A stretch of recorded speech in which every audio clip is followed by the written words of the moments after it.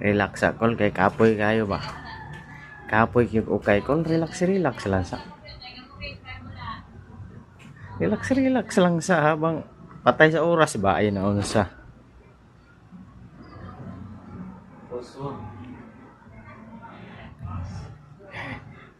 Ani ra ni Cole, pagpatay sa oras si Cole ah. Sayo pa kayo. Bitaw nak sayo pa kayo nak kuya-kuy sa anak. Okay ginagmay ba? Oh. Magdali man ta nga. Pastilan. Hinahinay lang.